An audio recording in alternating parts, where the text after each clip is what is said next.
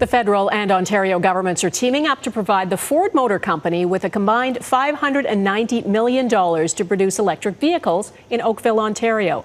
As our chief political correspondent David Akin explains, Premier Doug Ford and Prime Minister Justin Trudeau aren't political allies, but they do seem to be kindred spirits in some ways these days.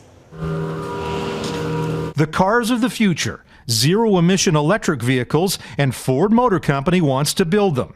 To do that, Ford will get some financial help, $295 million each from the governments of Canada and Ontario. The car maker will then kick in $1.4 billion of its own to start producing electric vehicles by 2024. This will support and protect our auto sector's Made in Ontario advantage. And it will help support good-paying jobs for Ontario families and workers for years to come. But also good jobs elsewhere. These cars, for example, will need aluminum from BC and Quebec. This investment will make a huge impact throughout the supply chain, including the many auto parts suppliers throughout the regions. This federal investment is part of the Trudeau Liberals' plan for a so-called green recovery. By investing in technology that protects the environment, we're also taking action on our plan to get to net zero carbon emissions by 2050. And it's the latest example of two former rivals, a Liberal Prime Minister and a Conservative Premier, finding ways to work together. I think it's also deeply reassuring to know that in this time where there is so much uncertainty, people can have confidence in their institutions to focus on them and not focus on fighting each other. Finally, today's deal is one of the most tangible signs that the electric vehicle is moving into the mainstream. In fact, Ford says that within a decade, electric vehicles like this one are going to outsell the good old gas guzzler. Donna? Okay, David Akin, thank you. British broadcaster Sir David Attenborough has been warning for a long time that the Earth is at a tipping point.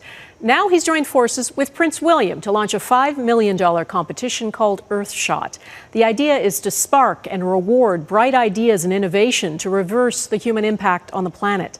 As Crystal Gamansing explains, people are being told to dream big.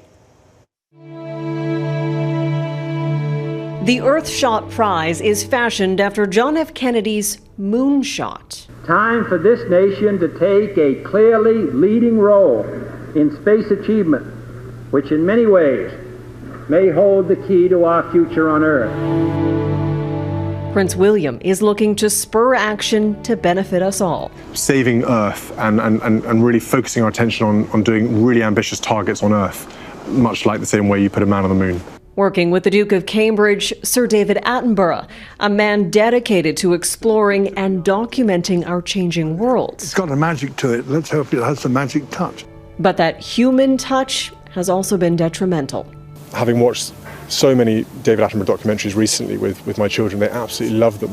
But the most recent one, the Extinction one, actually, George and I had to turn it off. We got so sad about it halfway through. And he said to me, I don't want to watch this anymore. Why has it come to this? It's a question and cause long championed by Charles, the Prince of Wales. We've forgotten sometimes, I think, that we are part of nature. So what we do to the world around us, we are doing totally to ourselves. The Earthshot Prize is focused on 5 areas: reviving our oceans, restoring and protecting nature, fixing our climate, clean air, and building a waste-free world.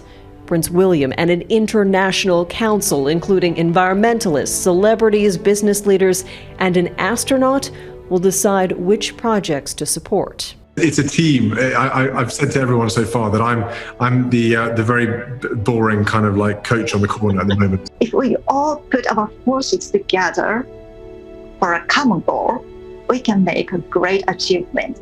Earthshot Prize nominations open in November, with the first set of £1 million awards being presented next fall. Crystal Gamansing, Global News, London.